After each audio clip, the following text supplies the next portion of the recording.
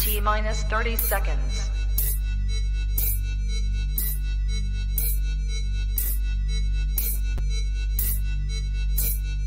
T-minus 20 seconds.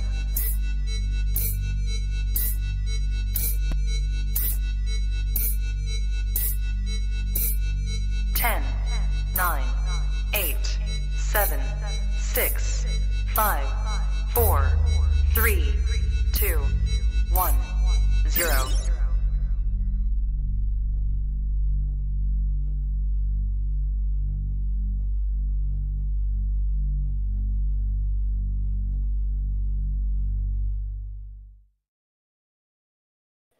You are now tapped into the coolest reptile podcast in the world. Welcome to the Trap Talk Reptile Podcast. I'm your boy, MJ. If this is your first time tapping in, do your boy a favor. Hit the like button, hit that subscribe button, especially if you're into keeping reptiles, breeding, keeping, admiring overall. If you're into those things, this is the right podcast to be at. So just make sure you smash that subscribe button and then drop a comment. Let me know what you like best about these episodes. I drop 4 podcasts. Well, I want to say 3 podcasts here a week. And then I do a thing every Friday now. That's called the Reptile Community Roundup with my boy, Donnie Rapture. So much great reptile content that all relates to the reptile industry. So if you're into the industry, man, this is the place to be. So welcome. And shout out to everyone in the early bird. Shout out to my subscribers first and foremost, and all my viewers, people who show me all the love and support. Really, man, I mean, it's really that motivation behind all that you guys give me. So thank you so much. Appreciate you spending your life with me.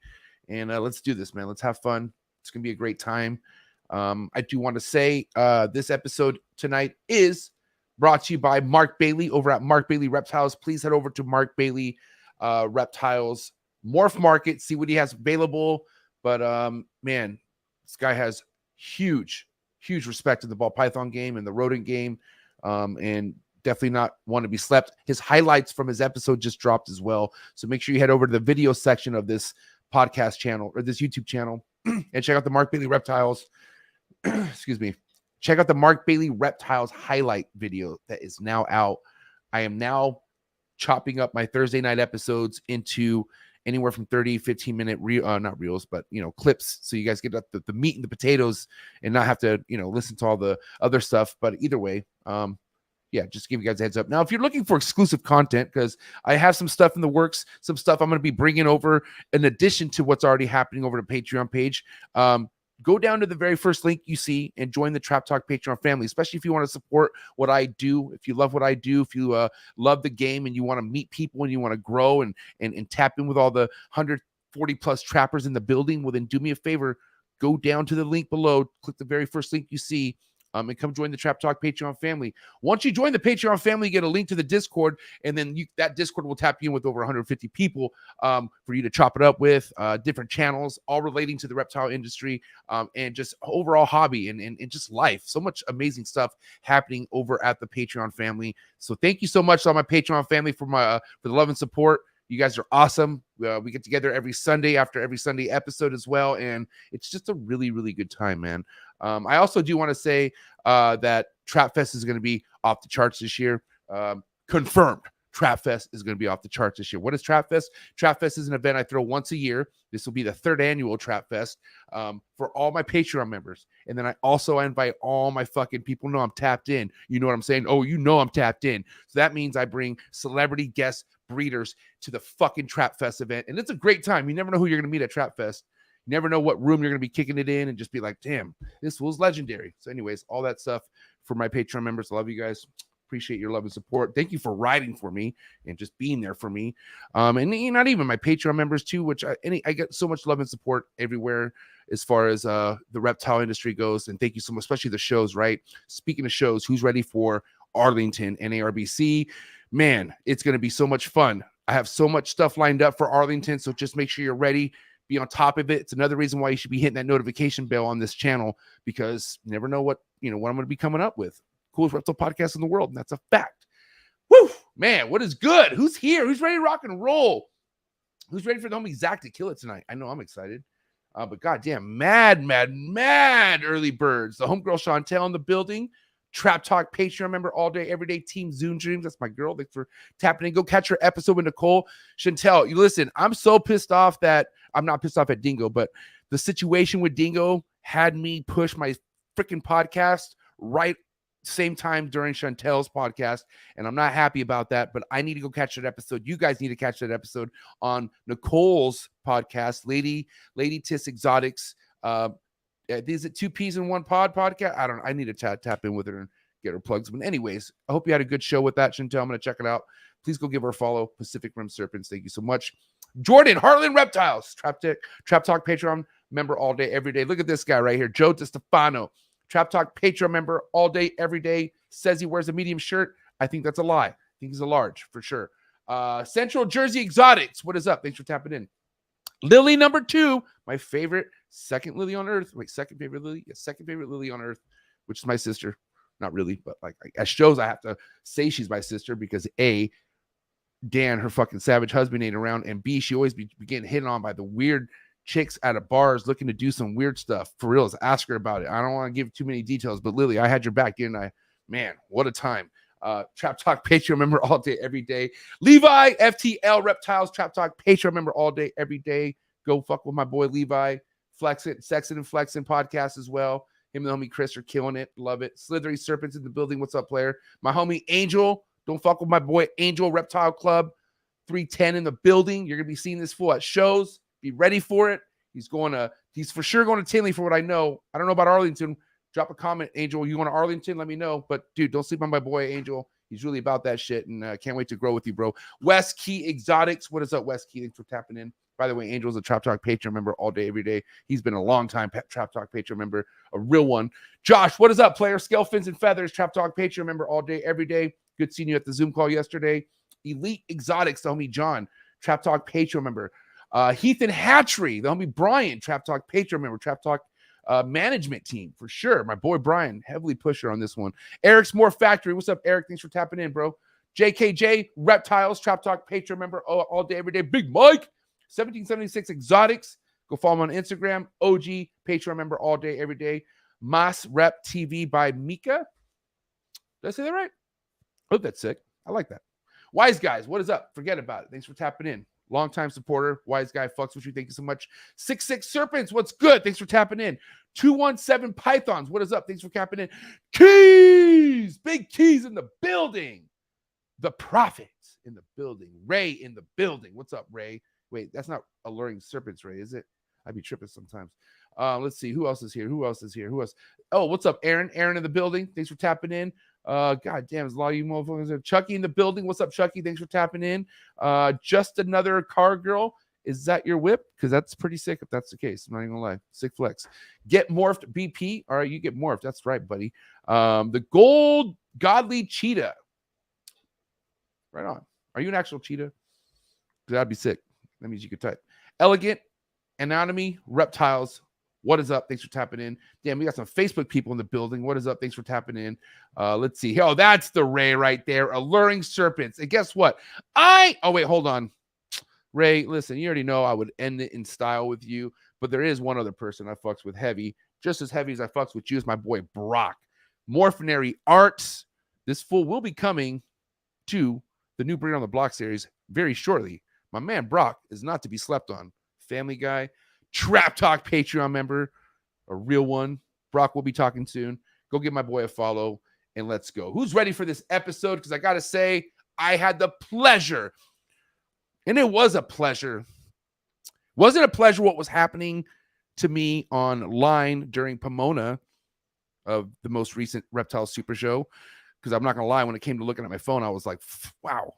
But the show itself, what an amazing time. Let me tell you one of many reasons it was an amazing time. The gentleman I'm talking to tonight had so many awesome things to say and wanted to meet me. I met him and we fucking hit it off. This dude's awesome. Had a couple drinks at the bar, saw his setup, saw his crew. He's about it. I'm so stoked to have him on the show tonight. So get something to get your mind right. You don't have to, but if you want to get your mind right with me, let's do it. Except to stay hydrated. Strap up, get ready, because it's about to go down, guys. It's Monday. That means it's New Breeder on the Block series, okay? Episode 297 with my boy, Zach, aka hashtag Pied is Life. Let's go. Chee! You ready for do more in the future? Trap Talk podcasts? Yes. Man. Only Trap Talk. Exclusive. Yes, Exclusive. Oh, So stop calling us. Rub the spot, get the club to pop. When I come up with the crop, gotta love it or not. I'm hot from the hop to the rub the spot, get the club to pop. When I come up with the rub the spot, get the club to pop. When I come up with the rub the spot, get the club to pop.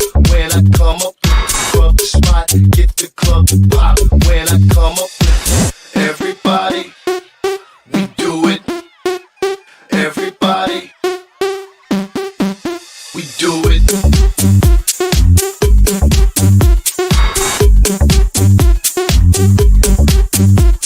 Do it. Do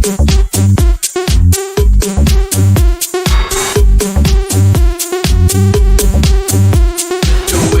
Do it. Rub the spot, get the club to pop. When I come up with rub the spot, get the club to pop. When I come up with rub the spot, get the club to pop. When I come up with rub the spot, get the club to pop. When I come up.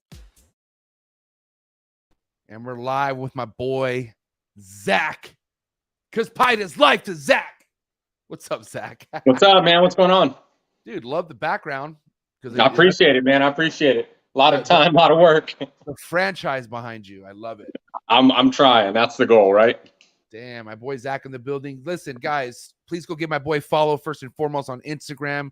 I feel like you, I don't want to say completely slept on, because you have mad respect in the game, but I don't know how I just stumbled across you, bro. I really don't, because either you moved up very, very fast, or you've been grounded doing your thing for a while. So this is why I'm looking forward to talking to you, and I want to kind of tap into where this really all started and when it started, if you're okay with that.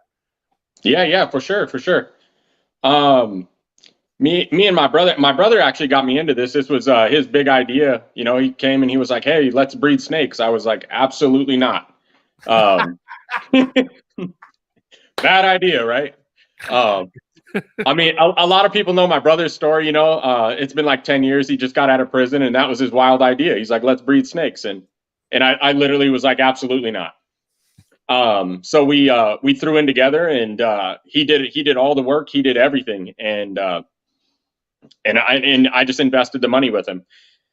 He made all the decisions, and probably like 4 or 5 years in. Who's your brother? What's his name? Hey, I was laughing. I was like, I'm gonna call him Mika the whole time. What is it? Is that Mika? It's his name's Micaiah. It's a weird name. Micaiah. You'll never pronounce it right. Shit. Was he the one I just shouted out right now? Yeah. Oh, so it's Micaiah. My bad, Micaiah. My bad. Micaiah. Okay, so continue, please, Micaiah. Yeah. No worries. So like 4 or 5 years in, I started going to the shows with him, and the shows sucked me in, man. That's my passion is the shows. I love the shows. So I started going to shows, and then year 5 for him, I started doing research and saving money. And a couple years after that, I realized I was going to hit this like a business first. And actually, January this year marks my 3rd year of owning a ball python. Wow. So it's happened pretty quick. Good. I love it. I mean, because it can happen very quick, you know, but it doesn't, you know, I don't know. It just seems like not too many people grasp it the way you can.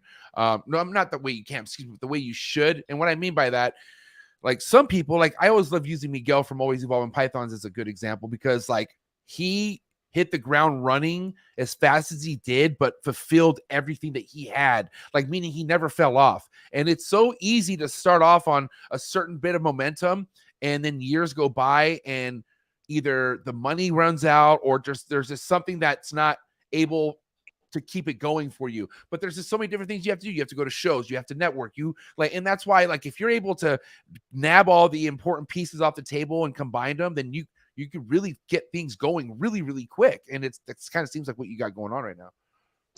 Right. I agree. I love Miguel is actually a great concept, and was, I was able to watch. He's, a couple years ahead of me. But I think you're exactly right on a lot of people I think they run out of effort, or they run out of money, or they use a bill popped up as an excuse to sell a couple of their expensive snakes, and it ruins them, Divorce. Divorce. Yeah. I mean, but like seriously, man, breakups, bad breakups, and but I don't know. Like I feel like okay, I remember in the peak of because I don't know about you. You're married, obviously, right, Zach? I basically, yeah, I've been with the same girl for like 16 years. Yeah, she puts up with me. Respect. But with me and my wife, like when we were engaged, like leading up to the wedding, like that's when we had our roughest moments. And it was kind of like, we had the kind of fights where like I would pretend to leave, like I'm gonna dip, and like I'm gonna go to my dad's, even though I wasn't, you know what I mean? But then I thought in my head, like, what the fuck would happen if and I'm like, dude, I am prepared and designed to never stop this snake shit. And when we would make shit, better and talk, I told her, the best way I can, like, I'm never going to stop this snake shit. Like, I don't like this because where it taken me from, like it brought me like, I'm going to give this up and go back to selling cocaine. Like, I can't fucking do that. Like I don't ever want to go back to that again. So like, I tried to just, I told myself that moment, like, man, like, cause I'm not gonna lie. There was times, bro, where, like my wife was fronting money because I had rodents to fucking feed and like, or rodents to buy. And like, I just needed a couple days and I put her in that spot. Like, mind you, my wife's fucking 9 years younger than me. And here I am, a grown ass man having her front certain bills. You know what I mean? But like, it was just because like, because of how much I was vested, you know what I mean? Right. The growing pains, but like I had that talk with her, like, listen, I know things may seem a little rocky right now, but this is the best my life has ever been. And luckily she like, man, I wouldn't be anywhere without my wife, bro. Like she was the one person who shouldn't have probably believed in me. And I probably took advantage of certain situations a lot in the beginning, just so I could keep this going. But like, fuck, I was very transparent, man. Like, and I feel like people should just be transparent with their significant other or whoever that they're partnered up with. Like, don't hide shit from them. Like, because also they could see it and they see, wow, this person really fucking is like, and my wife saw it in my face. You know what I mean? So. Right. Luckily, I got a pretty good backbone on mine. We actually recently moved. We've been here 3-4 months at my new place. Nice. And we moved solely for the snakes. I needed a bigger area for the snakes. Like if I got rid of the snakes, I had an extra bedroom, Right. And what's funny is I told her my idea and she literally didn't even bat an eye. All she said was, I want a pool. I was like, good trade, right? Good trade. Like, dude, fuck, if you get a pool, I get a snake room and I get to build. My prized possession right now is my rat room. That's why I post that the most, because I put a lot of time and work in that. But her accepting that part of having a rat facility like that on the side of your house is hard to get somebody to accept.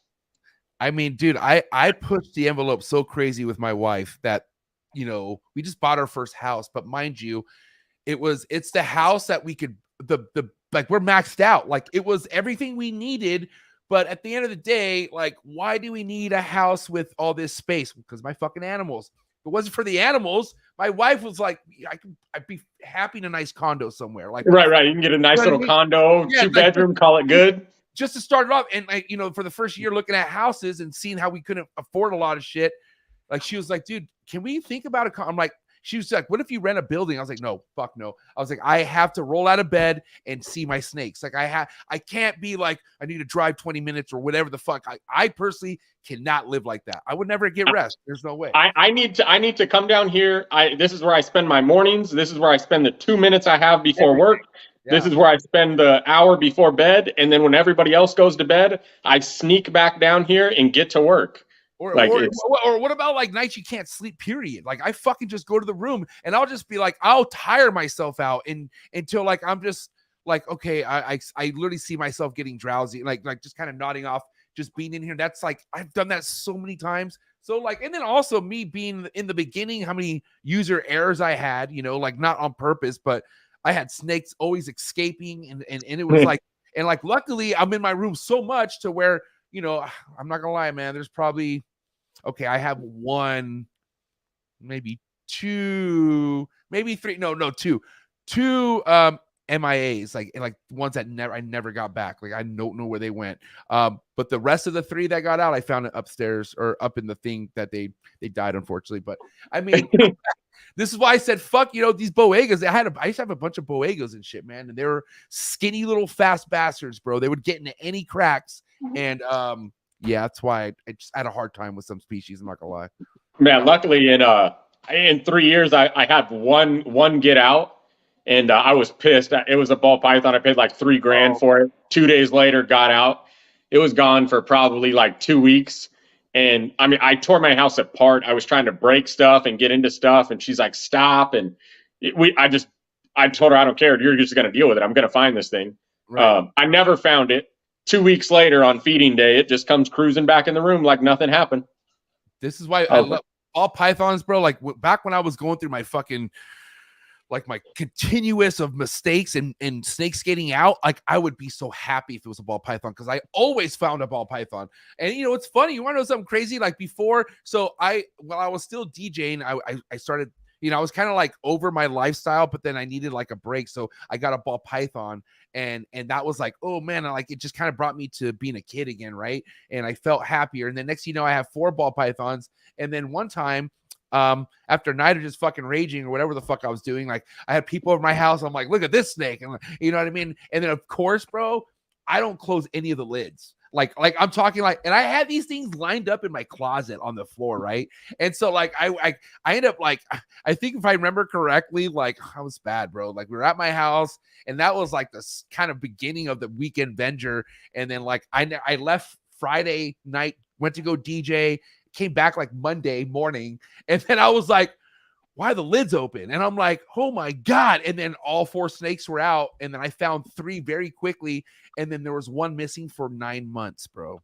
Okay, 9 months. And it was because I lived 6 more months at that house. And then it was then I moved, and then another 3 months later, I moved this like nightstand that I had initially and just kind of put it in storage, but I wanted something out of it. So I get that nightstand, I pull it, and then you know how like nightstands have the hole for the cords, right in the back, yeah. I pull it, and its head's is right there, and I'm like, holy shit! And I was like, I was laughing. No fucking way. Its head was just right there, like, hey, what's up? And I'm like, oh my God! I was so happy. I bet you're a little hungry, a little thirsty. Yeah, bro, dude. And her name's Mercedes. And I still have her. She was the snake who gave me my first clutch. Dude, I would never get rid of that. Oh no, fuck no. Like I am definitely like that's my favorite fucking like I love right. That's a great story, and that it lived. But also like that was a snake, the first snake I bought that got me out of this like funk I was in. Like I was like, I didn't know where my life was headed. You know what I mean? And this was the snake I would like kind of glorify and just watch at night and just I would obsessed over. And yeah, anyways, like I'm saying, this is why like I'm so thankful for the internet as far as some things, but what we have going on right, some things. Right, what we have going on right now, right, and like learning, like there's like you, Zach, you were able to, and myself. I mean, I got to give us both credit because we both came into this fairly early, and we're off to a good start. But where we go? Oh, my mind. Where was I going? Where were we just talking about right now? Before that, where we hold on, right? God damn it! I'll get it back. Hold on. Hold on. I know. Okay, we were talking about. Picking coming into the game at a fast pace. Oh shit, I was going and where the internet takes us. Oh yes, got it. Thank you so much, buddy. Okay, so anyways, we're very blessed to where now there's so many good examples out there for us to take advantage of, and we could learn quickly. Now, mind you, this was 2015, 2016, and I had a private account. I followed no social media snake stuff at all. Like it was like, so I was just going off my 90s techniques that I did when in the 90s. You know what I mean? I had all my snakes in tanks. They all had bulbs. They had a daytime bulb. They had a nighttime bulb. Like, you know what I mean? And I just thought like, fuck yeah, I'm doing it right. So that's why, like, I don't know why people get shitted on so immediately if it's a new keeper. If a new keeper wants to keep them in tanks, that might work out for them. Let them figure that out. You know what I mean? So that's why, and I'm very brutally honest on things that I used to do. That's why I don't ever hide that my snakes used to get out. I don't ever hide that fucking. I've gone through man. There has been a time where I wanted to do a segment on the show called the Trap Talk Horror Stories, because I have fucking horror stories of shit that I've been through in the last 6 years in this game, bro. But I think that'd be a good one for the comments too. Just people putting in fucked up shit that they've done on accident or just common mistakes. It's because like, okay, one thing that that almost fucked with me in the beginning is how people, and this is obviously not too many, well, I guess this is ball python related, but having 6 snakes in your collection, right? And not or not being open that you once had 6 snake in your collection, like trying to make that like a hidden thing where all that does is you're keeping information that could potentially help us from having that happen. You know what I mean? So like, right. My boy Socrates, shouts to my boy Sock. I think I mentioned him like every podcast now for the past 5 episodes. He's not sponsored, just my best friend. He he has so many great biosecurity measures that he takes when it comes to NIDO testing and shit like that, where like I felt like, well, dude, he's open about it. Just be open about, and if you get a 6 snake, if it's in quarantine, then there's nothing to worry about. It's in quarantine, and just kind of talk about it. But I don't know. I think that's changing too. A lot of people are a lot more open about what they're experiencing, either good and bad, in the hobby, and I think that's a plus.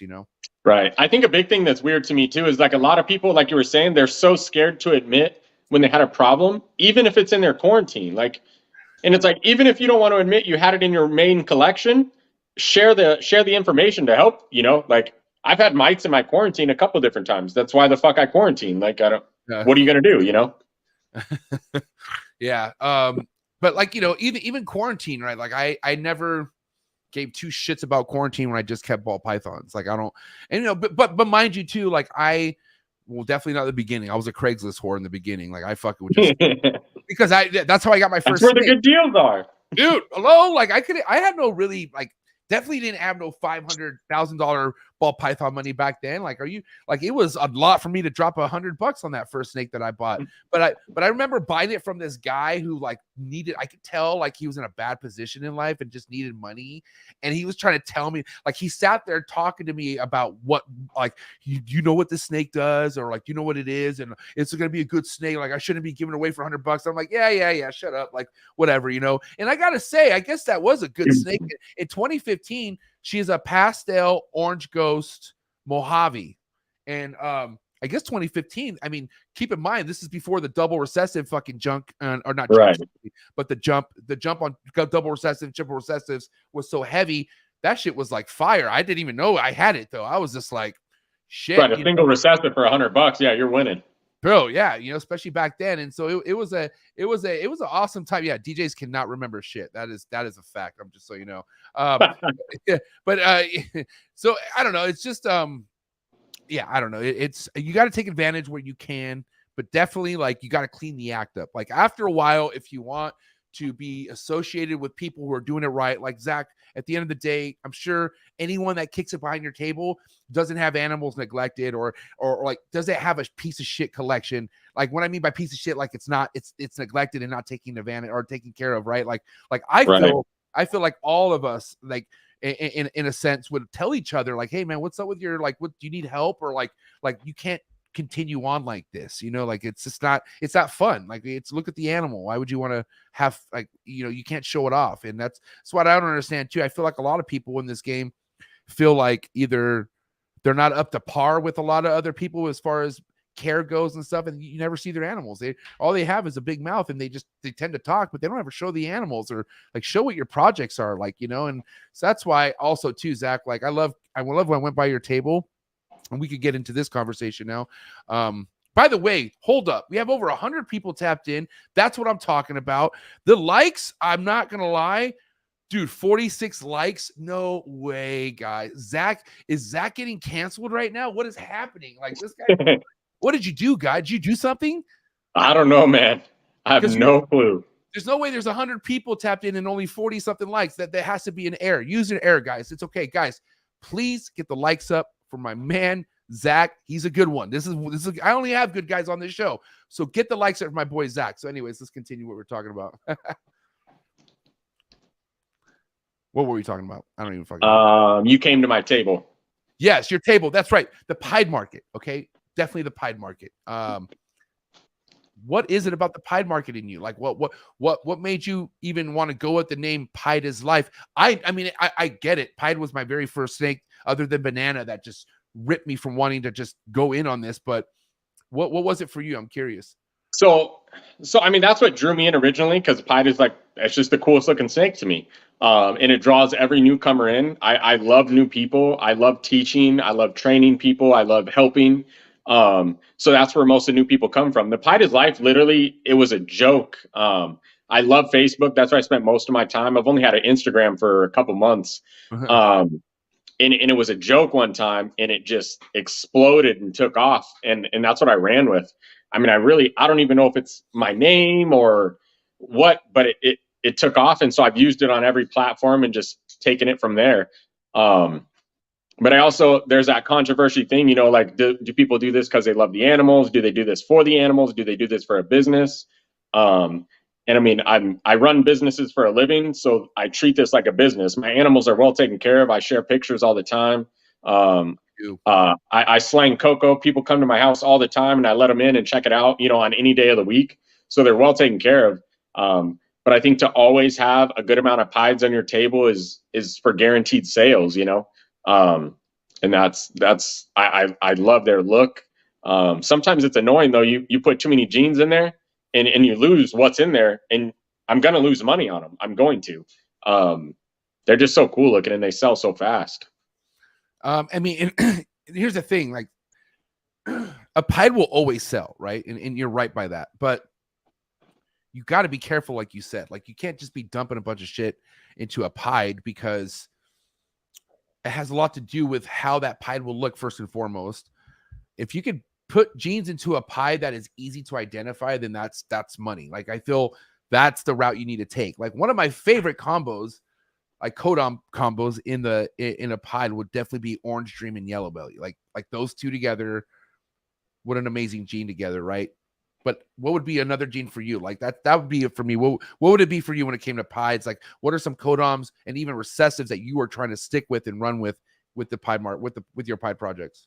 So I've noticed that really, really like single spots, like black pastel, Orange Dream and Yellow Belly. I have like a black pastel, Orange Dream, Yellow Belly. It like single spots do amazing for people. My other favorites are, I really like Pinstripe, GHI pieds. Those are some of my favorite, is really, really high white pieds, or Pinstripe and GHI.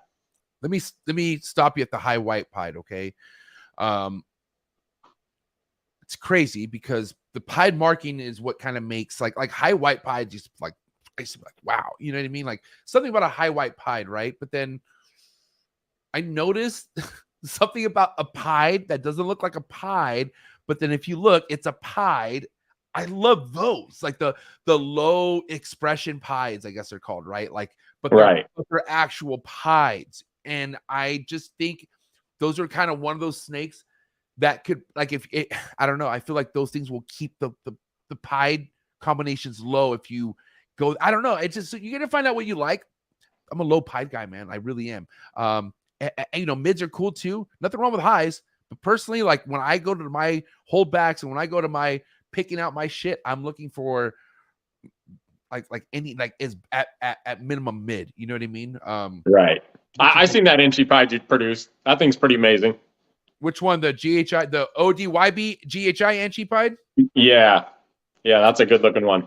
Yeah, I kept. We'll see. I made 3 of them, and I kept back the male and the female, and because like you, I love GHI pied, like GHI pied, like dude, I want to do super GHI clown pieds. I want to do super GHI hypo pieds.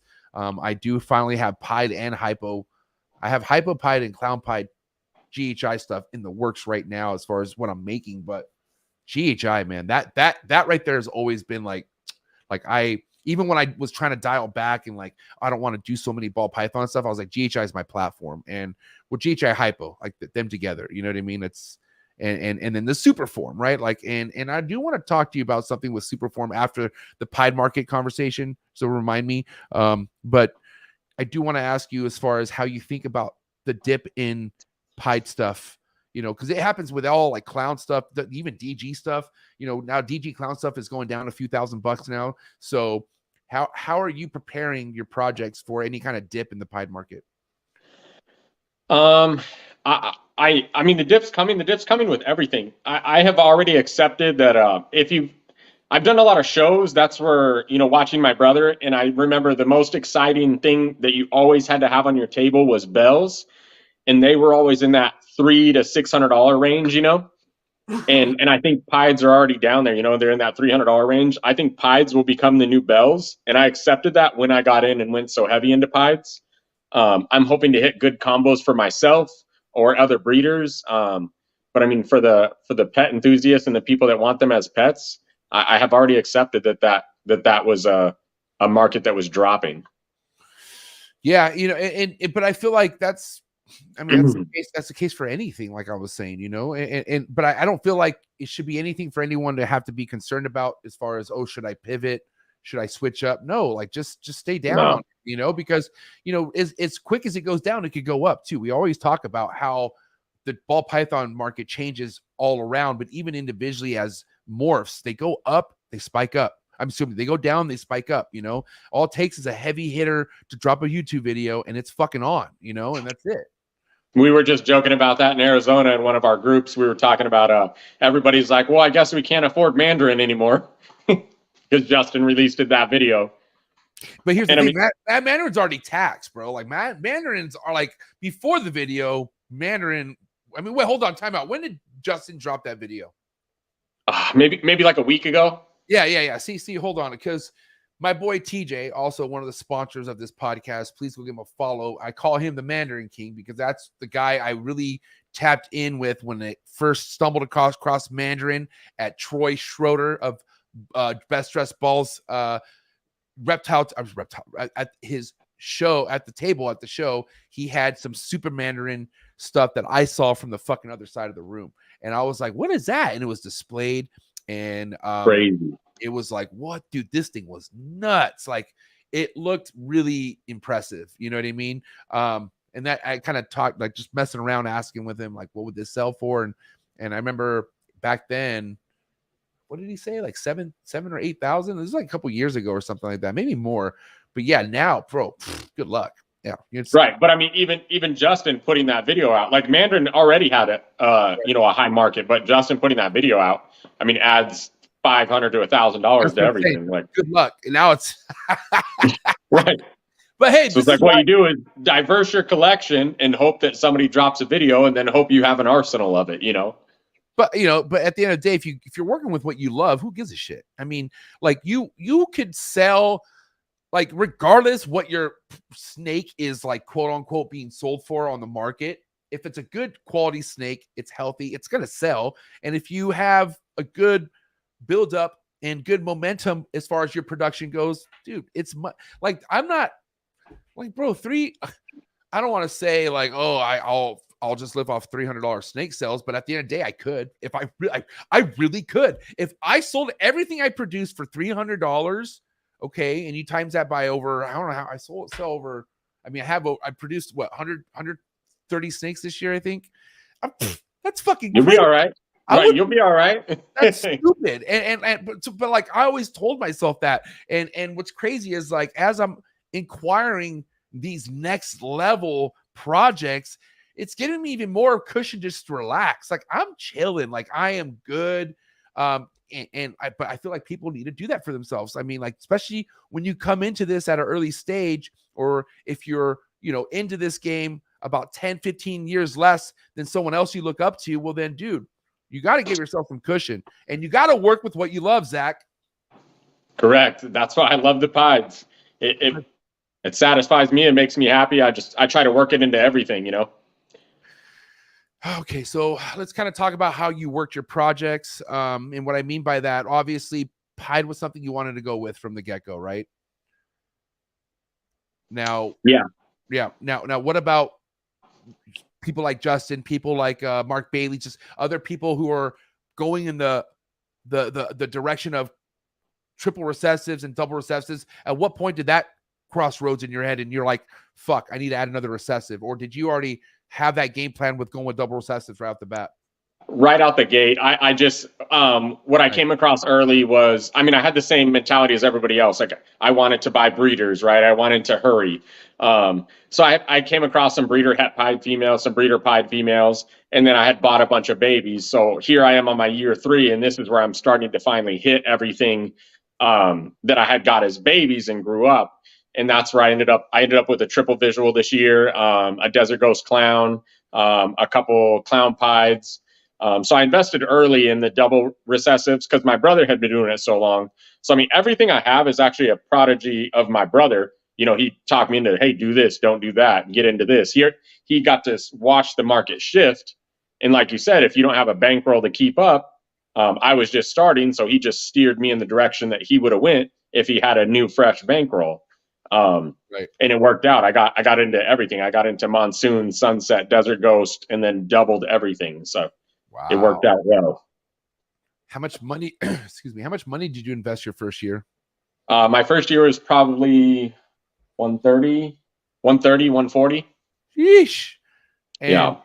And that that was snakes, including RHACS, or just snakes? That did include RHACS, yes. Yeah, that did include RHACS. So I remember ARS had the deal, like if I really liked ARS because they were always $1,000 cheaper than Freedom Breeder. Now Freedom Breeder has the Pro line, and I stand by that. That Pro line is amazing. But in the beginning, the ARS racks were about $1,000 cheaper, and if you bought like over $10,000, you got like, I think it was like 9 or 10% off. And then you could hustle their shipping, like you can get like 2 racks on a pallet. So if you hustled the game, you know, we got like 6 racks for like, I don't know, 12 grand, you know, so it wasn't too bad. And that's the thing, man. Like, shit. I mean, I talk about how broke I was when I came into the game, but as I stumbled across my first rack on Craigslist, fucking, like I said, Craigslist whore all day, man. That's when I was like, I sat back. I remember just geeking out over the photo. I'm like, that's what you put snakes in? I fucking couldn't believe it. It was a PVC rack, eight slots. And just like the sound, I remember just obsessing over the sound, the sliding sound that it made. And then you see the snake and you're like, I can't believe I have this snake. So it went from that to just seeing motherfuckers like yourself have the racks. And I was like, wow, like, dude, look at that, you know? And then I was like, holy shit, 4K. I was like, God damn. Right. And this is like when I was like trying to get snakes just to inquire, you know? So it's crazy how it could be very overwhelming, especially coming in this game on a budget where there's so many things you want to work with, but then, you know, a lot of people don't want to use tanks. A lot of people don't want to, because they know that's not really the best thing for a ball python, especially if you want to breed it, right? Right. But like, fuck, man, I just, like you said, I had to hustle. I had to figure it out. And that's when I would stumble across do-it-yourself YouTube channels. I saw motherfuckers making their own racks out of storage units, like the storage plastic things. And man, I got to give it up to my boy Victor, man. He's very low key. He's my very first snake friend I've ever met off Craigslist. And I remember he would find these racks, like they were used racks, but they were like custom for somebody who bred ball pythons. And basically I just took it over, cleaned them up, and literally, man, like they were my Home Depot racks, bro, or even Walmart racks. Same thing. I don't know where she bought them, but I bought right. I bought 6 of them off her, and for like $150 each. When I first got in, though, I was buying, you know, getting snakes like crazy. And there's actually a local guy. I saw him in the chat in the beginning. I don't know if he's still here, but it's Donald Grindstead. He's huge in Arizona. It's from Get Morphed Ball Pythons. Nice. He produces a lot of grails, but he was actually upgrading his collection, and he got like all, don't quote me, I don't know if he got ARS or Freedom Breeder racks, but he got all professional racks and gave me a smoking deal. And we went over there and I was able to pick up all his PVC racks. And so that's where I got started, was all PVC racks. He was upgrading at the perfect time, and him and my brother had a good relationship. So I was able to piggyback off my brother with a lot of people. They were willing to help me out or give me a deal or, you know, help elevate me in the right direction to the right people. You got to be on the lookout for shit. If you need something, talk to people, ask, go to fucking pet stores, go look for it. I would always like, man, like I would always find whatever I needed that in a way I could afford it somehow. And dude, it took me like 5 years, right? Like, mind you, I was so happy that I could breed ball pythons out of these storage fucking made racks that I didn't care how they looked. I was like, bro, they're good. They're doing great. They're breeding. Right. They will in any setting. Bro, but thing is, like, they're shedding. They look beautiful. Like I have my fence that I like to take my photos on and my videos of my snakes, right? And that's, you know, for the most part, that's how people know my animals. And then, like, you know, they just wouldn't, like, any, like, you know, anybody who I respected that came over to my collection wouldn't give a fuck about what I was keeping them in. They would just tell me how great the animal looks. And that's why I was like, man, that's what matters. Like, you know, everyone starts somewhere. And that's why, you know, luckily you came into this game where you're able to fucking invest. And I'm saying, if you can invest, go ahead and do it. But also, you know, one thing I want to talk to you about right now, this is a great time. I'm a big advocate about, like, okay, luckily, okay, hold on, let me slow down. I was telling you about how I had a lot of learning curves, right? Like, you know, snakes getting out and stuff like that. Now, mind you, that is because I had them in these storage racks. Like, they were like, not like they were able to push out very easily. And, like, you know, that's when I ran into problems, right? But at the end of the day, I had to work with what I had to work with. What's your take with people going in like their first year, not knowing shit and just dropping 10, 20K on racks and even another 100K on animals, maybe doing what you did, but, like, I don't know, like, maybe give us your advice. Like, since you're doing it and you did it, like, I mean, it's dicey to me sometimes. Like, I'd much rather people just wait that they're good at it. But what did you do? I'm curious. Right. So I put a lot of thought into it. So, like, yes, I spent a bankroll amount, but I spent a year researching. I was already invested in my brother. So this is going to sound funny, but I had an exit plan. If I got to a certain part and I just decided I didn't want to do this, it was easy. I hand it to my brother, and it's more of our investment, and we're still rolling. I don't recommend to jump in fast, but I also don't recommend, like, you don't need this. Like, they will survive in those tubs. I did this to get more snakes in a smaller area. They are easier to take care of, right? But work with what you have. They will produce in a tub. They will produce in these. They will produce in an aquarium. I mean, I've seen you have both. You know, you did in the tubs, and then you now have RHACS as well. They're easier and faster to take care of in these, but you can do it in any setting. So my recommendation is put in what you can afford. But when a bill hits you and your mortgage hits you, don't sell your snake because you didn't pay your mortgage. Go Uber, go stand on the corner, whatever you got to do. Like, do your research, you know. But listen, man, I mean, when did I go to Justin's house for the first time? I don't know. But when I did go to Canova, I walked into this facility when I still had storage racks. Mind you, I just got Freedom Breeder racks just less than a year ago. I had just got rid of the, going on 6 years in this game. Just now, not even a year ago, I got rid of those fucking racks. But, like, all I was doing was getting inspired. Like, you know, we all start somewhere, but you need to manifest what the fuck you want out of life. And the way you do that is you surround yourself by it. Like, if you really want something in your life, you're like, how the fuck am I going to get it? Well, just put yourself around it. And that's what always motivated me to want to hang out with Miguel and hang out with fucking people when I go travel and shit, because I just love what they're doing. And I just feed off of it. I'm somebody, bro, where I will feed off your shit. If you have something that I want something out of life and you're doing it, I'm going to try to shadow you all the time. And I agree with that. That's how I am. And the people I've shadowed in this game, one of them is no longer here. Rest in peace, Forrest. But the people I've shadowed in this game are like this with me. I fucking love them to death. You know, you always take care of the ones who put you on. And you know, listen, there's maybe one out of the big group I don't associate with anymore, but that's his life. But the ones that really painted that picture, man, I fucking love them. And listen, it's just, you got to find out what takes the motivation for you.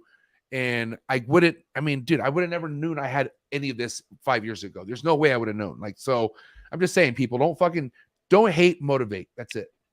Right. I'm a firm believer that you're only as strong as the weakest person in your crew. So, dude, I mean, reals, dude, I love that. I've heard that before. It's been a while, but you're only as strong as the weakest person, because that's what it comes down to. Hello. You can't just, that's why, like, I love that I'm not the man in my group. I'm fucking not, bro. Like, I surround myself with fucking OG legendary motherfuckers who like they love me, but I love them just as much. And we just feed off each other, bro. Like all my homies are like 50 and up. Oh, no, wait, hold on. I'm sorry, Sock's not 50. And neither is Miguel. The old guys have all the knowledge. They have all the knowledge, and most of them, if you get to know them, they will share it. I got a couple real old guys in Arizona that I deal with, including my brother. My brother's 10 years older than me, so he has a lot of knowledge as well, you know. But I like to surround myself with older people, you know. And they help. Their collections are, some are bigger than mine, some are smaller than mine, but they're all as well taken care of, and that's the only thing that matters. Like, obviously, all the RHACS and snakes, it's a dick measuring contest when we all get together and we're shooting the shit. But it's how well are they taken care of? All of ours are equal. You walk in my room, my brother's room. My buddy, he runs Gene Tech Morphs. His name's Justin Slotzker. Marvin from Elegant Anomaly Reptiles. We always vend with him. He's a real good homie. I've been in all their houses, seen all their collections. It's just well taken care of. Big, small. Some have PVC racks. Some have professional racks. They're just you can do it in any form. It's how well you take care of the animal. Yeah, and that's what matters to me, man. Like I said, I don't judge at all. Like what you keep them in, go do your thing. But if they're all like, you know, if you want Exoterra as your primary source of housing your ball python, if they're all lined up and everything, if you're Jube the snake living, then you're fucking good. Dude, I give Kayla props on what she does and how she manages that. And it's a lot of work. I've been talking to this girl on the phone and she's like, yeah, last 3 hours I've been cleaning 2 cages. And it's like, because she's like, you know, she don't fuck around, you know? And so listen, I salute you. God bless you. You know, like I guarantee they have more enjoyment doing that than having to go into a room and fucking change 200 fucking racks or tubs. You know what I mean? Like, so listen, come in on the whatever pace you want, just do right by the animal. And that, I feel like so many people have so many things to say about this person's that, this person's this. Well, yeah, that's right. But let's first and foremost see what they are with the animal. Okay. And let's go by, if this person has no legit credibility by the animal, then why are you even giving the person the time of day? Like, why even fuck with somebody who has nothing good to show what they've done in the reptile game? Like, that doesn't make sense. And if you want to support somebody because how they are and they're not good animal keep, well, then don't fucking watch, you know, go to Howard Stern or something. You know what I mean? Like, right. Like this right here is about the animals, right? Like that's I'm either fucking with you because I'm jealous and I want to know something you got, or I'm fucking with you because I want you to be part of my people. Like, that's, after that, I don't care. Like, if I don't like you, I just move on. Like, there's no reason to keep going. And you know, it's funny. I used to almost kind of like, especially with Miguel, like, let's kind of talk about Miguel again, because he was like, I'm not going to say I've never experienced jealousy. That's bullshit. I've been jealous quite a bit in life. Right. But Miguel was the first person to where like his shit that he was doing, it was like, I can't wait to be that. Like, it was more like, I am going to have that someday. This is going to be me someday. It wasn't like, oh, fuck him. I don't, you know, what a fucking, like, whatever. Like, no, it was like, I told myself, because we want to know why. I want to say the biggest reason behind that is because, do you know my story with Miguel and Mastros and how he surprised me? And did you hear about that? Right. I did. Yeah. And mind you, that was the push over to get Lily to just like, oh, wow, what's happening? Because, like, dude, Lily met me when I was a fucking mess. I tried convincing her, hey, I'm a nice guy. Like, yeah. But really, I'm selling drugs, raging, partying. And like, so she, like, was with me as I'm slowly getting out of that. And she's pushing the snake game on me. But I was very back and forth. So she didn't trust me. Like, when I would go to reptile shows, she's like, what are you really fucking doing? And I'm like, dude, I swear to God, I'm fucked up with reptile people. And she just wouldn't feel for it. She's like, dude, with your rap sheet, I don't feel good about this, you know? And then fair enough, right? Yeah, no, she had all the reason in the world. God bless her. And then her birthday, like, you know, I was like, her birthday came along. I was like, let's go to LA for the weekend. And Miguel, God fuck, he was like, hey, what do you do this weekend? I'm like, I'm gonna be in Beverly Hills at the hotel. I'm taking my girlfriend for her birthday. He's like, hey, I'll come by and pick you up. We'll go out to dinner. And I'm like, all right. I was like, damn, now I have to tell my wife. I was like, can we hang out with my friend on your birthday weekend? But I told her, I was like, babe, remember I've been telling you about this guy, Miguel? She's like, yeah. She's like, well, okay, well, listen, he wants to take us out to dinner tonight and he's going to be with his wife. And she luckily was cool. She's like, okay, let's do it. You know, like, and so I told Miguel, holy shit, she's down. She's like, all right. He's like, be downstairs at this time. So I go downstairs. This motherfucker's in his goddamn, oh my God, it's his, my God, what's his orange whip, dude? The Impala. The Impala. The Impala. The 64, The Impala. 64 Impala, bro. His orange custom. Yep. 64. You just hear, and he's bumping Dr. Dre. And I'm like, my heart's racing. I'm like, bro, what the fuck? And we're cruising the boulevard in this shit. And just like, it's a beautiful fucking day in Los Angeles. It's an evening, actually. It's like 5. The sun's coming down. It was like out of a movie, bro. I'm looking at my girl. We're like smiling. Our smiles are like this. Tina's turning around like, hey, guys. And I'm like, I couldn't believe it.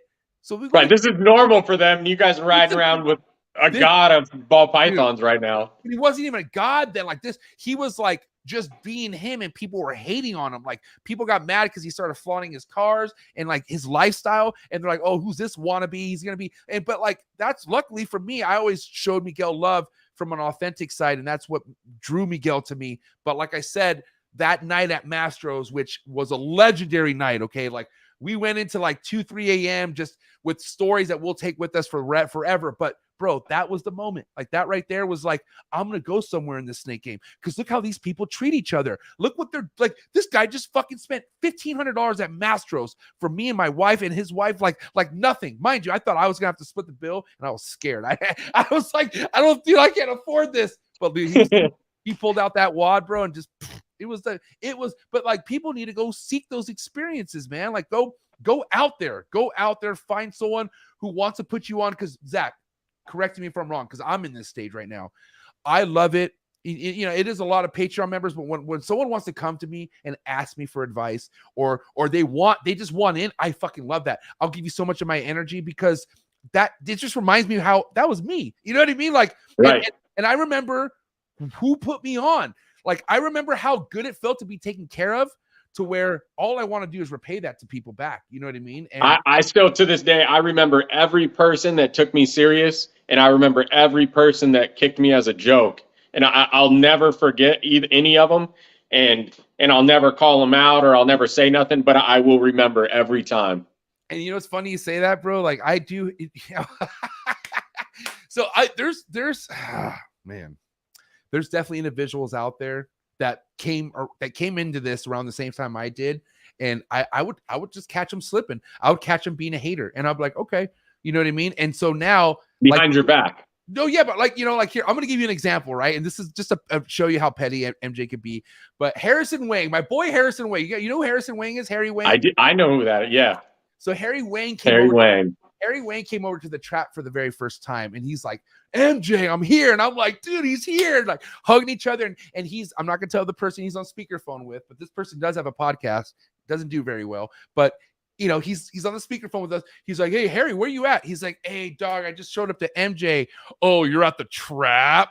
Like, and Harry looked at me like, and I'm like, I was like, I don't give a fuck. Like, fuck. I was like, let him, you know. And then like, yeah, Harry just kind of called it off with them. But like, those little things, I'm like, okay, you know what I mean? Because those are like, hey, what's funny, at least he knew what it was called, right? Yeah, because, well, understand, it's always like that. Like, people want to talk shit, but also glorify what I do and fucking watch me all the time. And like I said, this guy's podcast is like a little mini like mimic of what I have, and it's just not going anywhere, unfortunately. But anyways, I was like, you know, those little things I remember, especially because like, you remember, okay, this person's a hater, and then you start clicking him with other haters, and then you realize a lot of your haters are all clicked up.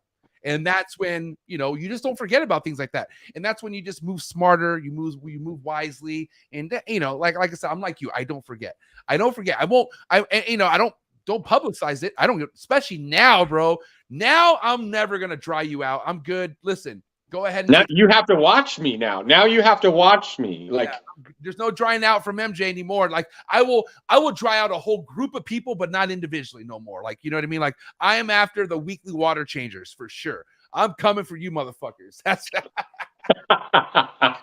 now I know this could be here. And, you know, so many people have, because, you know, really, man, when I say weekly water changes, I want to say more than half my homies do weekly water changes. And I'm sorry if you get offended by me, but I understand that your schedule, you have a system, and that's fine. God bless you, right? But I got a water boy, so okay.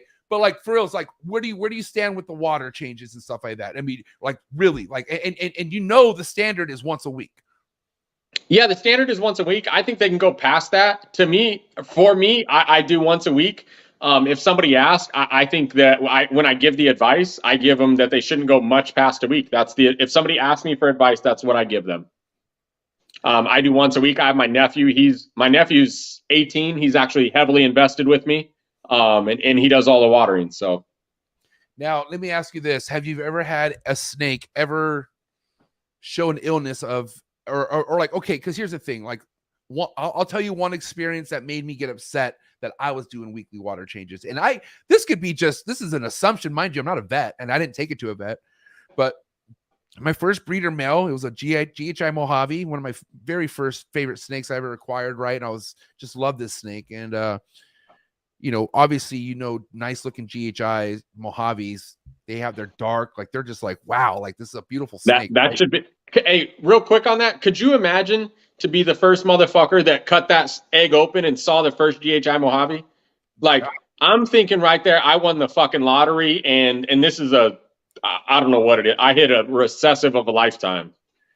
But this GHI Mojave, which I geeked out about every day I got it, obviously it got to a point where it was breeding. I put him away, doing my thing. I was also working 14-hour days at the fucking my piece of shit job I had at the time.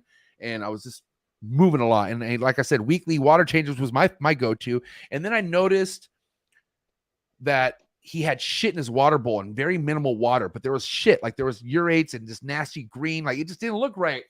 And he didn't look right. And I was like, what? And like, bro, I'm talking about like he didn't eat for a while. He was shitting out goop. And I was like, what the fuck is wrong with this snake? And all I could really think about was like he drank that shit water, or he was so thirsty and drank his own fucking feces or something where he got sick. So that's when I was like, dude, fuck this weekly water because here at the end of the day, like you change that water. Let's say that snake, you change that snake's water, right? And it wakes up from a nap and it's like, oh, I got to shit. And it just, before it can even drink, it goes and shits in the water. And then it's like, man, I'm thirsty. What water's around? Well, the water you just shit in is the only water you have. So that's why, and like, we don't have cameras in our tubs. You don't know when that snake just shit in that water. There's no telling. So, right. So when you talk about that, because I hear you bring it up a lot, right? Are you talking about like somebody does weekly water changes and they only touch their tubs once a week? Or yes. Right. Yes. See, that's a whole different story. Like every one of my tubs get touched, 3 to 4 times a week. Every single tub between me and my nephew. So that water could be changed three times. Full water once a week. But if you see it, do something about it, right? Zach, you just saved your ass right now because I'm talking about the people who have just as much as you have, but they got a life. They got fucking, not that you don't have a life. I'm just saying they have they have so much going on where they know this ball python's done. I'll see you the next Sunday. Like they know they could get away with that. That's what they tell them.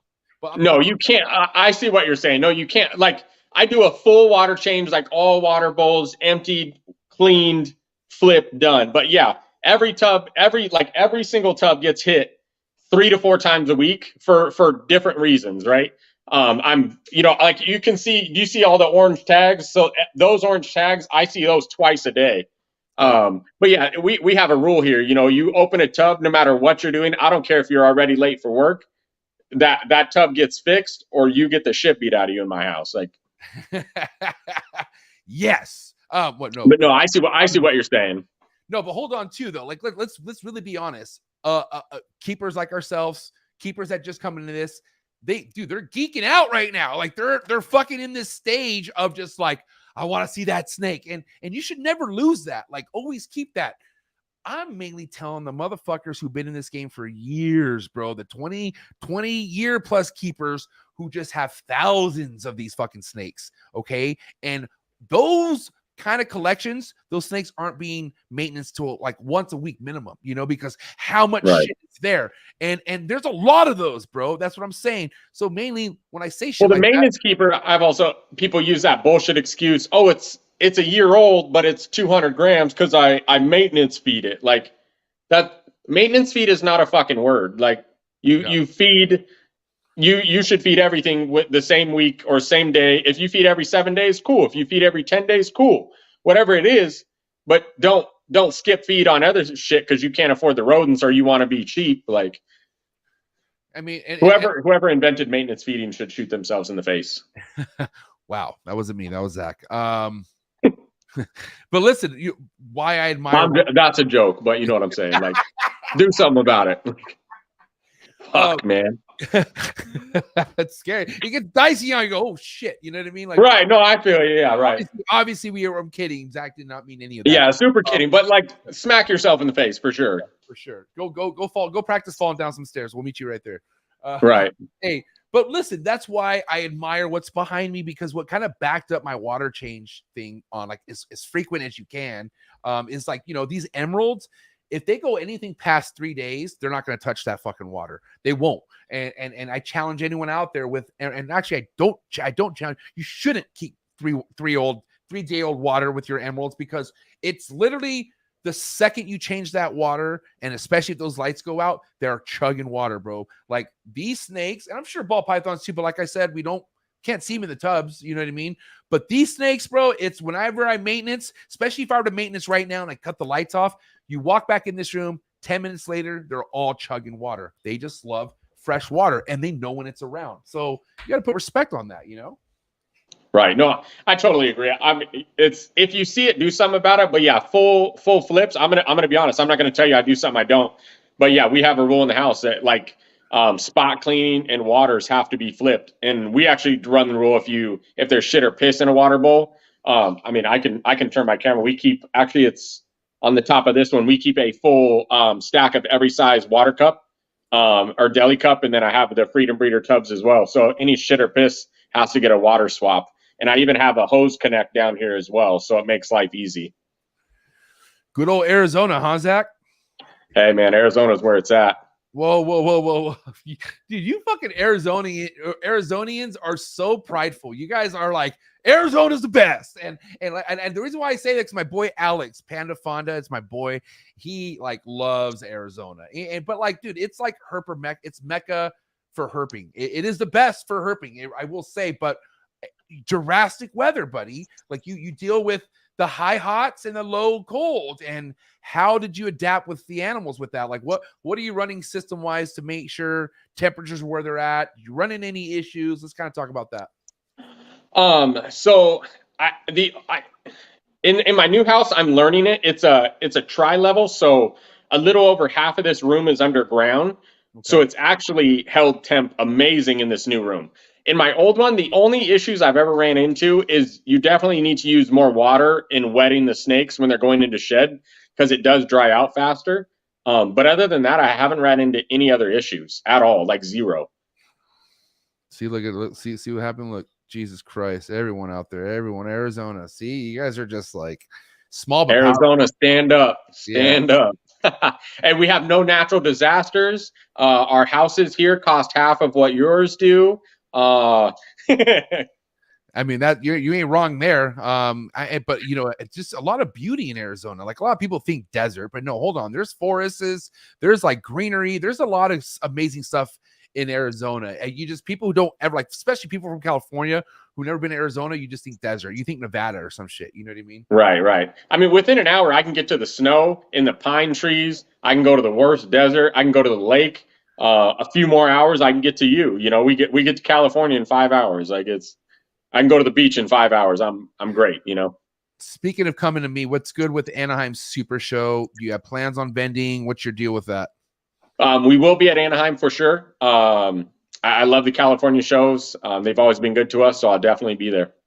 So Anaheim's right here. The freeway from the 8 freeway. How close are you to the 8 freeway? You know the 8 freeway that connects from Arizona to Cali, right? The 8? Or do you take the 10? Or do you take the 10? Yeah. Oh, not far. Not far at all. Like not far at all. Usually we take the 10. Yeah. So if we go down to San Diego, we take the 8. How far is the 8 from here? I think it's like Yuma, so not too far, 2 hours. Yeah, like less than 2 hours. Listen, guys, I don't. Who is that? Who's hanging out right there? Is that your wife? No. Yeah. Oh, she ran. Oh no! Hop on. Hi, how are you? And listen, you're the sound. The sound of your voice sounded like someone I had to meet. I'm so sorry. But listen, check it out. The 8 freeway will connect you on a way to an event called Trap Fest. I have a lot of Arizona motherfuckers who tap into Trap Fest. I would love for you to come by Trap Fest Thursday, the week of Anaheim Super Show, if you can. I just want more Arizona heads in the building. I mean, what do you think of that? So the show's what, Saturday, Sunday, and you do Trap Fest on Thursday? Yeah, because Friday's setup day, right? So I mean, I vend now. So Friday is something where I have to make sure, I'm there Friday. So I do it Thursday. But are you gonna vend? Are you gonna be there the whole weekend this time? Yes. Whoa, dude. I feel like Rami's gonna have a talk with me because I heard through the grapevine it's a big no-no to just vend one day. That is number one. That is like in most shows, you don't come back. Well, hey, chill, bro. Listen, dude. I was going we'll vouch for you for being the new guy, but I'm just kidding. No, you're not kidding. I'm already getting. I actually, I almost I was gonna go talk to you on Saturday, and of course you're just being attacked 24/7, rightfully right. So, and so I'm fuck it. In a good way. People are gonna think that I'm getting hated on, please. No, yeah, maybe on social media, but no. What's funny is he's getting hated on social media, but then everybody's there trying to suck his ass. So it was awesome to see. Amen, bro. But I was like, screw it, I'll go talk to him Sunday. And then luckily you came up and found us on Saturday, and then we ran into each other Saturday night, and you introduced me to one of my best friends, Vanessa. So oh, well, she's awesome, man. And yeah, because Vanessa's in Arizona. She runs a pet store, and she's like the forefront woman for US ARC, and her pet shop is 4 minutes from my house. That's so epic. I love that. Oh my God. Yeah. I love Vanessa too. Yeah, man, that man, I'm going to tell you this this is my promise that all the vending homies out there, I will never just do one day ever again. And then Rami, if you need to talk to me, let me know. Rami hasn't told me shit, but like I said, I heard from multiple people like, hey bro, you're not supposed to just dip out after one day. And I'm like, well, that does make sense. Like but like I said, I just had so much going on. So regardless, no excuses. I'm gonna do a 2-dayer next time, 110%. But yeah, Thursday night. Man, if you're inviting, I will definitely make that happen. Please do, because it's at my new house. I have so much shit about to go down. It's gonna be in my new room, dude. My new room's almost done. It is done. I gotta go now today after this show. I gotta run to Home Depot. I'm gonna just get a space heater for the time being and just kind of see where everything's at. In the room, once I get the room to 80 and what I want, because I have the incubator inside that room and it's a walk-in closet incubator, and I'm trying to fucking dial all that shit in. And I'm not gonna lie, it's stressful because my plan is to pull a Ryan Young. You know who Ryan Young is? I don't. Fucking gangster. He has bred the most species of pythons in the private sector, more than anyone I think in the world. I think over 29 species of pythons he's bred. But with that being said, he hatches all this shit out in one giant closet incubator. And so, mind you, there's stuff that needs to be cooked at low 80s. There's high 80s. And he's able to pinpoint what part of the room could do what. And I don't know. I'm trying to follow that formula, see what happens. Stressful, but it's a part of what we do. It's cool because I'm like a scientist right now. I'm trying to trial and error. Hey, make sure you share that knowledge, right? No, I'm just kidding. Yeah, to the Patreon member, join my Patreon page. No, but really, no, I dude, for sure I would want to. I mean, we're talking about it now, and that's what I love is like, this is like the next level that reminds you that you're here forever. You know what I mean? And I just love what we do, bro. Like, and all because of the animals. Go figure. You know what I mean? That being said, bro, we didn't really talk about other stuff that you have going in your collection. Is it just ball pythons, or do you have other stuff you dabble in? I'm curious. Just ball pythons and rats, man. Rats are, a lot of people don't like doing rats. I love them. It's crazy. Tell me. Okay, listen, I love them. Like, here's the thing. I would never thought I would fall in love with the rat, but these rats I was producing were so fucking precious and cute, and like it was. I would have dark days when I would have to feed them off. So I would trust me, I was better some days where I just cut it off, like, fucking, this needs to happen. But bro, I'm too emotional. Like, I'm too caught up in the I just rather them be frozen already, or they come from somewhere where I don't know where they are, and let's fucking go. You know what I mean? But you know, Right. I will say though, the work, like I think I love them so much because I benefited seeing them do so well. And I know, dude, I've been in some rat collections that I was like, whoa, what the fuck is that smell? And those are motherfuckers who go Fucking hurt you're like, I can't see. Dude, Like, and we're talking like the aroma of the just piss and shit of a rat that you could tell like they went over a week. Like there's a time frame with rats. You can never go over 7 days without maintenance, or you're gonna have and you need to have ventilation. Like ventilation. You need to have. I did the pellets and I did the shavings. I love that combination because the pellets would hide a lot of the smell. You know what I mean? But the pellets were fucking expensive. Everything was so expensive. I think I had 6 adult racks, 3 hatchling racks, or not hatchling, sorry. 3 like grow up I got hatchling rats. hatchling racks. No, but 3 grow up. And like, but like what I was gonna say is like I hated my job, but like rat days I did enjoy. Like I would get pumped up, and just that work ethic. Like I don't know which I didn't have much growing up in life, but it just kicked into gear. And no matter what was going on, I always handled my rat chores, and it was so satisfying when you're done and you fucking put that last tub in and you're good. It's like like man. And even the next couple days is great because it's fresh. It's all like Smells like wood, pine. Yeah. It's man. But listen, bro, like that was the hardest. That was more hard than any kind of snake chore, or like nothing compares to the rat chores, bro.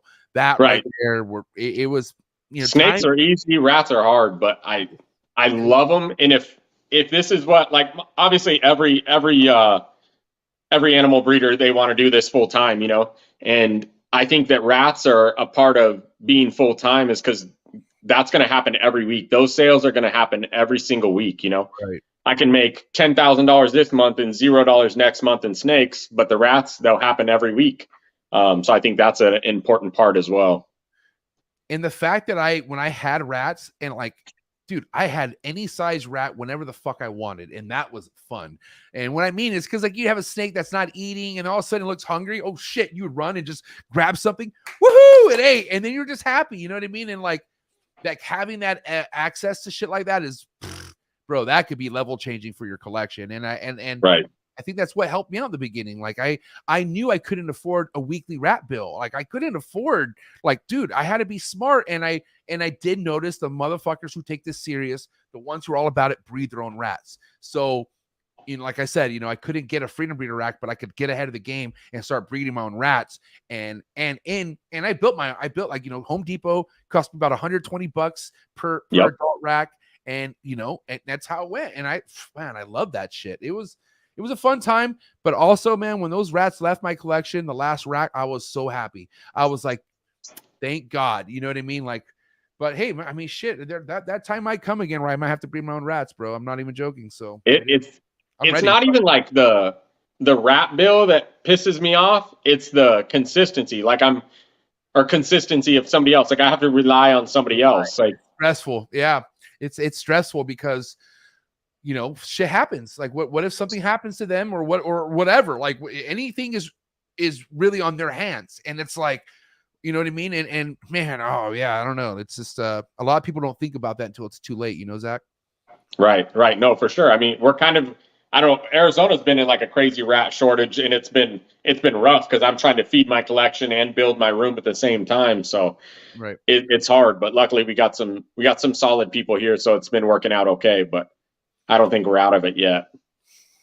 Let's talk about the experience overall in the reptile industry for you. I mean, what do you have to share with us? I mean, for me, it's been pretty good.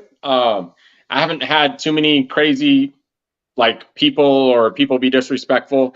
I've had a few, you know, some people tell me, actually it's only one person. They literally went out of their way to reach out to me and tell me that they didn't think I deserved a snake that I made, which was mind blowing to me. Like I put in the time and effort. I made that triple visual, and I literally had a guy reach out to me.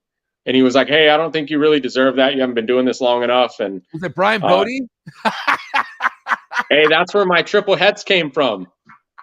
He's like, It "You son wasn't of a him. bitch, that should have been mine." No, hey, he was actually super cool. So I reached out to him with pictures of the babies because obviously I was excited. They're still in the egg. So I'm like, hey, what do you think? And he's like, oh, for sure. But he was super cool. Yeah, but no, there was this guy. He's a local guy. He actually asked me. He's like, do you think your brother hates you because of that? And I was like, are you serious? And he was absolutely serious. It was kind of mind blowing to me. But other than that, people have been great. I like a lot of the older guys because they have good experiences. They got crazy tricks. My brother's obviously been a big help, so I always go to him first. Sometimes if I'm like, I tried that, I'll go somebody else. But I've had actually like probably 99% positive rating since I've gotten in, so I can't complain. Now, do you feel like the biggest, because like I said, man, this is no joke. I think Emilio, shout out to Emilio, Villarino Reptiles. He's one of the first people, but it followed right after him. After he mentioned your name, I was getting random people telling me to bring you on the show. Do you feel like a lot of that support is based off social media presence or show presence or a little bit of both? I think it's a little bit of both. I do a lot of shows. I have yet to sell a snake on Morph Market, which is crazy to me. And I mean, last year I made over 200 snakes. Just been crazy to me. But I also treat everybody like no matter what they ask me or what they want to talk about, like I give everybody the same time of day I would give, somebody that I wanted to meet. Like I've always wanted to meet you. I always wanted to meet Miguel. I've never met him yet. But I mean, I give everybody who wants to meet me or just talk to me about anything the same respect as I would give to somebody that I really wanted to meet or just ask a question if, I saw their collection and wanted to ask a question about. But the big Facebook has been really good to me. So that's where I spend a lot of my time and that's where I started. Wow. That's crazy. You don't hear too many noobs really giving Facebook props like that. And that's cool to hear, like, listen, I got fucking 13 likes and 1 laugh on Facebook right now. I'm happy. Right. Me and Facebook had a really toxic relationship like about 2-3 years ago. I fucking hated Facebook, but now like, understand, like I was also looking for this shit too. You can't go looking for shit on Facebook. If you go looking for problems, you're going to find problems, Yeah, it's brutal. It's brutal. Sometimes I see people get torn apart and I feel bad, but I'm like, I'm out of here. Like, yeah, bro. Some people, it's like kind of watching that person get set on fire and you're like, I don't have a hose, man. I'm just like, listen, I hope you recover. Stop, drop and roll. Right. I also see the part where you did this to yourself. So yeah. You sort of poured that gasoline all over yourself, buddy. Right. When somebody lit you on fire, right, and you tried to run with the gas can, what'd you expect? Yeah, I mean, there's this habitual self-lit people out there. And what I mean by that, like there's just people who continuously light themselves on fire. And some are just like a fucking cockroach. Like some just don't die. Like they're just like, what the fuck? Like, how are you still here? Literally, there's a name for one person in the industry that all these OGs call him the cockroach because cockroaches don't die. And like, no matter what the guy's been through in life, he keeps coming back. And it's like, what the fuck, dude? Like, Jesus Christ. So like a cockroach, man, I gotta say, it's definitely one of the worst terms to be called, I think. Yeah. I don't know how I'd take to that if I ever got called one of those. Yeah, man. It's funny. Like, where's that, you fucking cockroach? Where's that from? Is that a movie? I feel like it's a movie. Anyways, I don't know. I'm a big movie guy. You a movie guy? You like movies? I used to be. I don't, man. I run restaurants for a living, and then I do this, and it's like I got. Whoa! You run restaurants for a living? I didn't want to bring that up because you. Be careful. No, you had mentioned your sister is really cool, and she's area director for Mod Pizza. Yes. And I run a company in Arizona called Fired Pie. Same concept, so we laughed about it. We're actually only in Arizona, so we're not a national chain. Okay. But I run 10 of those for a living. That's so sick. Hey, bro, listen. When I first went to, because my sister was in the coffee business for a while. Like she's really high up with Pete's Coffee, and then she left Pete's and went to Mod because Mod is like kind of like they're like in a growing state or like whatever. They're like And so I went to go visit, and she was like, dude, it's kind of like a Chipotle for pizza. And I'm like, what? And dude, that shit was bomb. I was like, it's crazy. Like, yeah, it's like you could stack, you could do whatever the fuck you want. And I'm like, dude, what? And it was like only like $12, $13. It wasn't bad. And I was full. It was like literally Chipotle pizza, like, but not Chipotle. Right. That's how we describe it when somebody hasn't tried it. You know, it's like a Chipotle or like a Subway for pizza. Bro, the restaurant life, man. Jesus. Yeah, it's a nightmare. I love it. I've been in it a long time, but it's a nightmare. It's like 24/7, but it's fun. Every day you have to deal with it. Every day. Yeah, it was a couple weeks ago. I got called like 2:00 in the morning. I had to go out. Some crackhead had threw a propane tank through one of our windows. I had to go out there, do a police report. Crazy, man. It's fun though. It's exciting, keeps you on your toes, and then it helps me do this because I drive a lot too, so I can meet people for snakes, cocoa, rats, going in or out. So it's actually a good time. What would be the best time you've ever had at any show so far? Like, what can you really tell us about your favorite show and the experience, and what made it so great? I would say probably a couple of shows ago, like during the worst part of COVID. Like I guess after, like right when they started kind of lifting the mask and everybody came back really strong.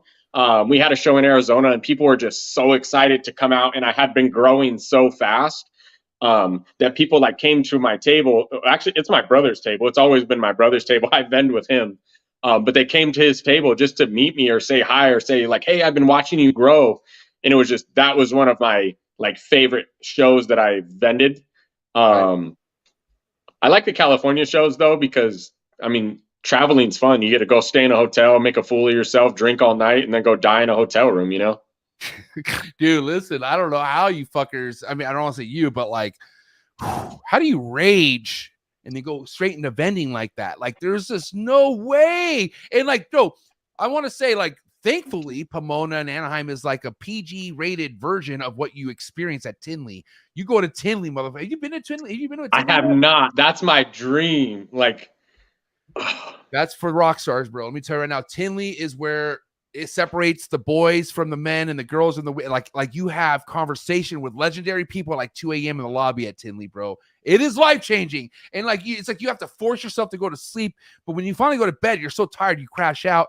But then, dude, next thing you know, 2-3 hours later, it's 7 a.m. You got to go to the fucking downstairs and get ready. And it's like, you know what I mean? Get ready, get you a Red Bull, Monster coffee, and get to cleaning snake shit out those bins before you open. And that's why if you're next to players like Steve Morris, head over to his table, take a shot of Jameson, and get right back over to your table and back to business, man. But that, bro, if you want to talk about old school shit, like I just had Mark Bailey over at my house, and he was talking about this fucking legendary rock star moments of shows. Like there was a show that he talked about at Lee Watson's where it was like on dirt, but like you would walk in at 8 a.m. there was already kegs tapped. Like, here we go, guys, let's get fucking wasted and sell some animals in the dirt. Like that was it. You know what I mean?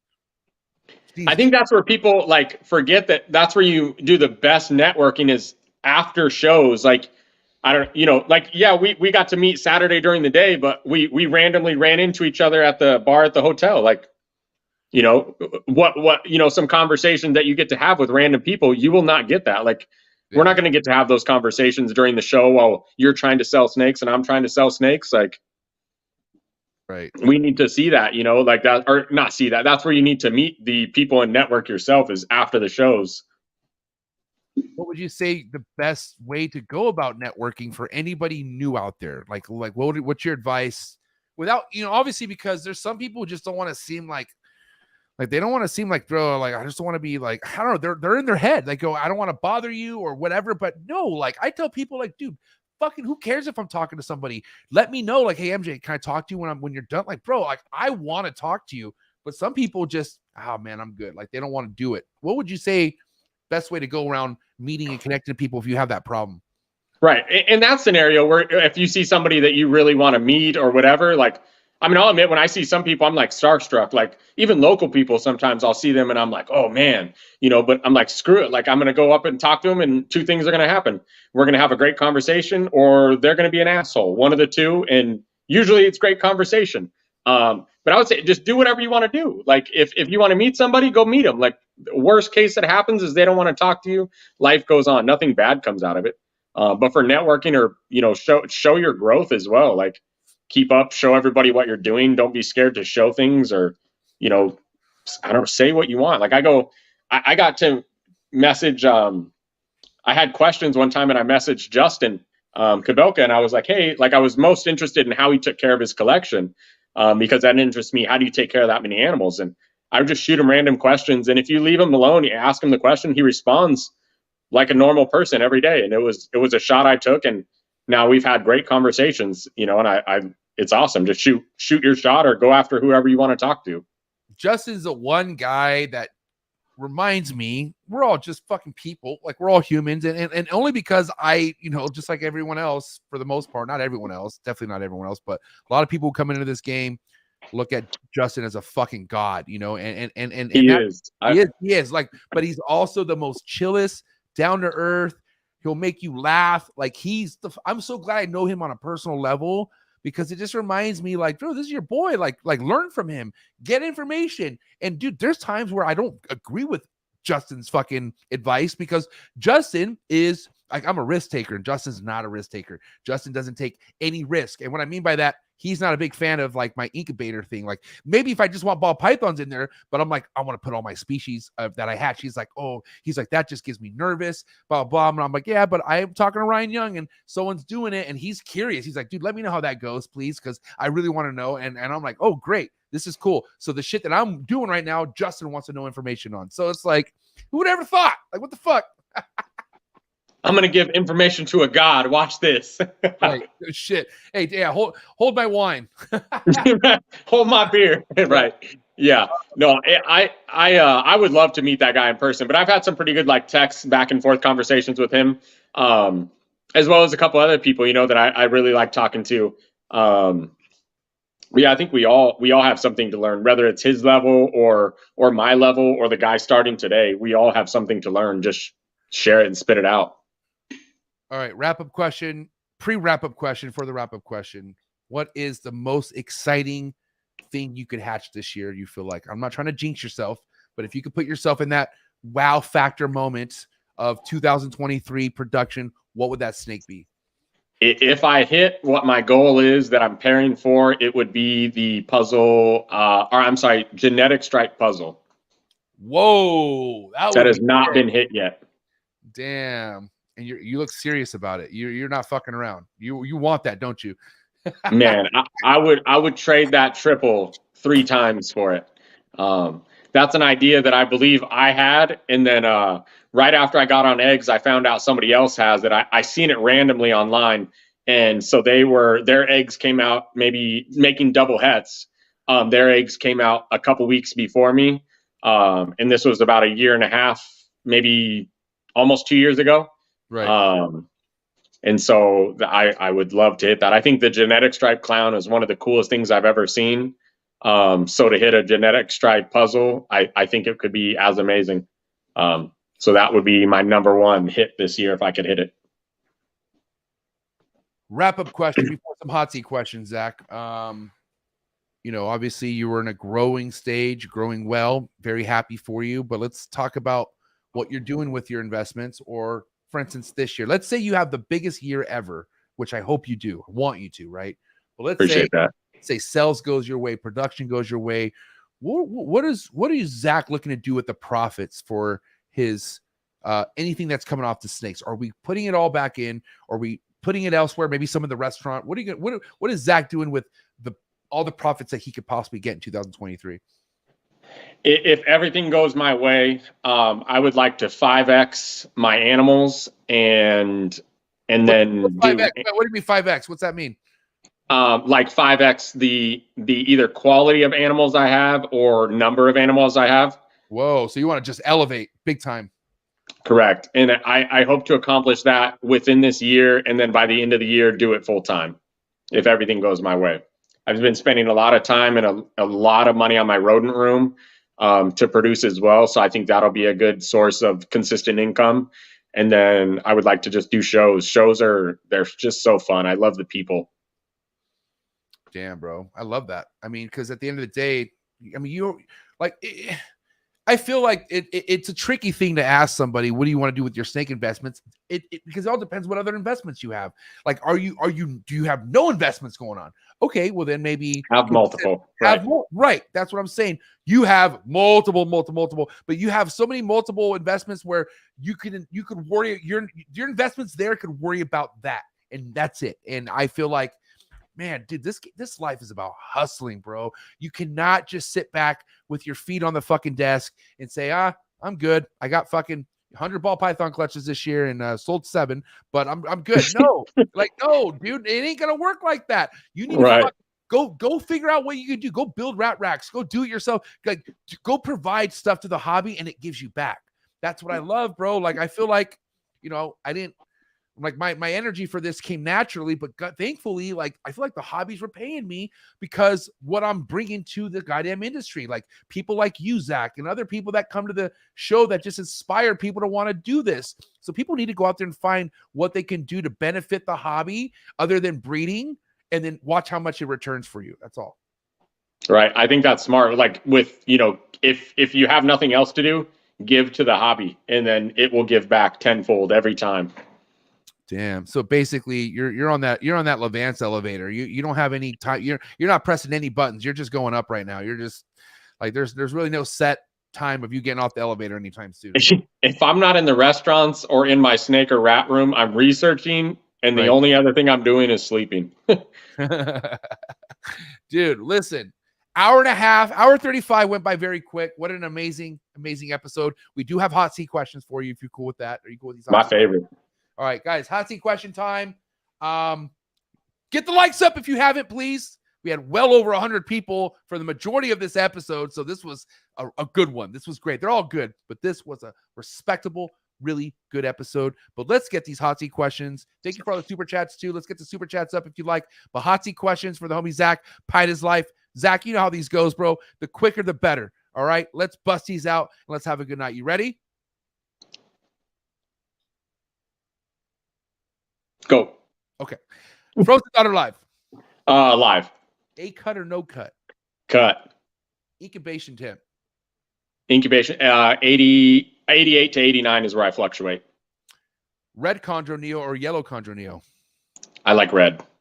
Pre-first shed meal or post-first shed meal? Post. To spray a ball python or to never spray a ball python? Always spray them. Yay imports or boo imports? Yay. Favorite reptile to import anywhere around the world, what would it be? Probably some kind of viper. I like vipers. Least favorite reptile that you would import? Leave it alone. Don't touch it. Yeah. Any of those like super big, like tear you up dragons or lizards. Some people play with those things and I'm like, no. Yeah, God bless. Baseball or football? Ugh. I see you. I get so mad at myself because normally I ask sports or no sports, but then I felt like this guy's a sports guy, so I say baseball, or football, and you're probably not a sports guy, are you? I only watch UFC religiously. Other than that, I don't watch anything. All right, that's what I'm saying. Okay, fine. Let's rewind that. Favorite sport? It's UFC. It's the only sport. Favorite UFC fighter? There's only one. It's John Jones. Oh, okay. Here we go. Favorite John Jones fight of all time? Gustafsson won. Jones and Gustafsson won. Man, I gotta say, man, one of my favorites is when he fucked up. What's his name? What's that commentator? Cormier. Fuck that guy. Dude, I can't stand fucking that. Popeye chicken eating motherfucker. He has a big mouth too. Yeah. Oh man. Hey, what's funny is I don't know if you watched, but their fight where he head kick knocked him out before in the interview. He was like, "You're not gonna kick me in the head with your left foot." And went to sleep. Yeah, and then he got fat and he kept doing those Popeye commercials. That's so funny. Okay, big flexor or no flexor? Big flex. Flex everything you have all the time. Steak or fish? Steak. Favorite cut of steak? T-bones. Yes. Okay, favorite side with steak. What's your favorite side with the steak? Oh man, I'm mashed potatoes and corn. Taters, baby. Mashed potatoes all day, motherfucker. I'm going to go ballistic. That steak juice, I mix it all around. We're in a good place. Squeeze it all together. Yeah, let's go. West Coast rap or East Coast rap? I like West Coast. Thank you for answering that. I listen, there's so many snake people that just, I don't care. What the fuck? How do you not care? We're in the generation where it matters. I need to know. Thank you. Yeah, I mean, my favorite of all time is Wayne, but I if I'm picking a side, I'm picking West. Little word association. First thing to come to mind, reptile shows. A great time. Milk. Fuck, cereal. Cocoa. Pro Coco all day. First time ball python breeder. A lot of questions. Facebook groups. Arizona ball pythons. Okay. Can I fuck with that, or is that like only for Arizona people? Hey, I'll invite you. If you show up, you can be in. I'm down. Listen, I've been kicked out of every single ball python group, not on just because I'm there. Like, it's crazy. So I'd like to be a part of something great. Thank you so much. Hey, my brother runs that group. He better still be in the comments. If he's not there, we won't be brothers anymore. But he runs that group. He'll let you in. Respect. Micaiah's sick though too. Micaiah, Mika, Micaiah, I like it. All right. Stuck shed, not a big issue. Instagram trolls. Haven't been on there long enough, but so far they're pretty fun to watch.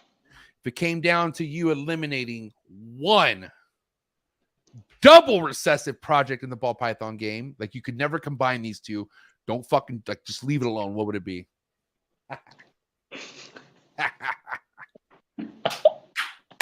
You know, I have this in my head because I was like, what if he asked double or triple?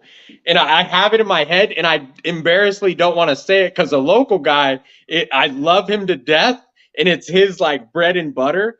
But I don't think the lavender clown should go together. Whoa, dude! Listen, I got a lot of homies in lavender. And I'm okay on that. I'm a hard pass on lavender, dude. Like, I really am. I'm sorry, dude. I really am. But what the fuck? Don't be mad at me. Don't be mad at Zach. Come on, dude. I'm glad you. Donald Grindstein from Get Morphed. I'll shout him out because that's his bread and butter, and they're beautiful animals. But once they get so big, you can't tell it's a albino clown. So I'm just like, it's not for me. That's it, man. I love Donald though. Wow, God bless the people who are heavily invested in that and got it down. Good for you, man. Fuck what we're saying. Who gives a shit? You know what I mean? Right. It's just my opinion. Some people hate pieds. Fuck them. Fuck them. Right. I'm still gonna do them. That's it. Every day.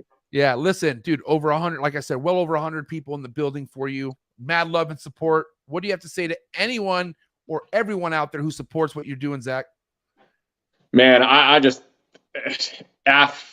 Arizona, stand up. Arizona is my people. Arizona is where I'm from. I'll never leave here, and they've been so good to me. And that's all I have. I mean, I love everybody else as well, but Arizona is where I'm from, and they've supported me. I guarantee over half this chat's Arizona. I love them. You know, I listen. Rumor has it I'm going to be in Arizona next month. Okay. I'm going to give you details off podcast. But how far are you from, is it Phoenix? No. What are the cities? There's Flagstaff. Yeah. How far are you from Phoenix? Phoenix, not far. From Phoenix, there's like a lot of outer cities, 30, 40 minutes from any Phoenix. Okay. I think I'm tapping into Phoenix. I got to tap in with the guy, but I have an event happening, maybe, possibly. But I also want to do a podcast with somebody there. So either way, if I am in Arizona, I'll let you know. I would love to link up with you, love to hang out with you. Definitely love to go see Vanessa because I haven't seen Vanessa. But man, listen, Zach, you are good company, my man. You're easy to talk to. You have a lot of good energy.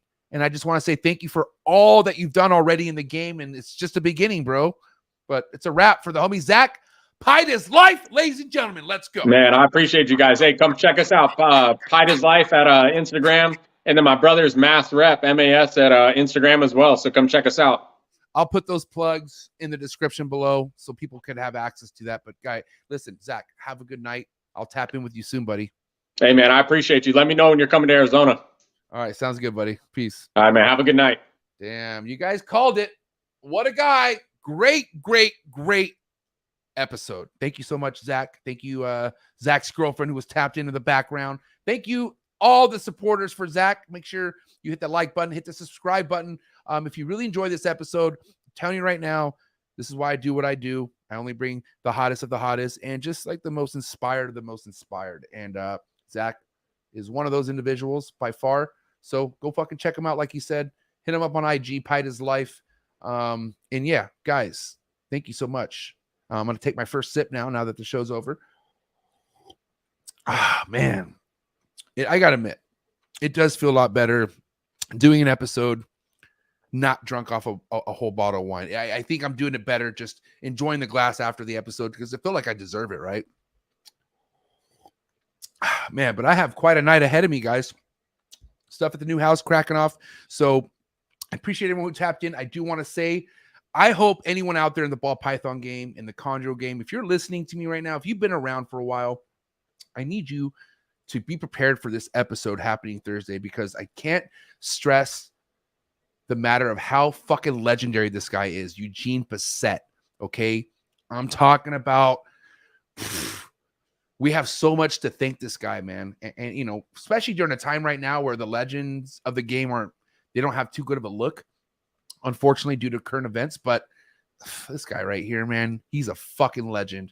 And it's all going to go down Thursday night, 6 o'clock Pacific Standard Time. Oh, geez. Listen, if you're like me, who's been in the game only a handful of years and you know who Eugene Bassett is, drop a comment right now. Let these motherfuckers know Eugene Bassett is fucking OG, triple OG. And I got to say thank you to my guy, Mark Bailey, for facilitating this. And yeah, and then guys, also don't forget, after Thursday, we're going to have our weekly roundup. That's right. Friday, every single Friday, the Reptile Community Roundup with me and my road dog, Donnie. My road dog. Who would have thought me and Donnie? 2023 collaboration. Not even planned either. Fuck. This could go either really bad or really good. I'm going with really good for sure, especially after current events and what we have planned. I'm telling you right now, Donnie is the fucking man. Go give him a follow on Twitch. Okay, Donnie Rapture on Twitch. And then also go follow him on Instagram and just be ready for this Friday. So much great stuff coming to all you beautiful reptile keepers and breeders and admirers. And I just want to say thank you to everyone out there who supports what we do and just being a part of this. You guys are awesome.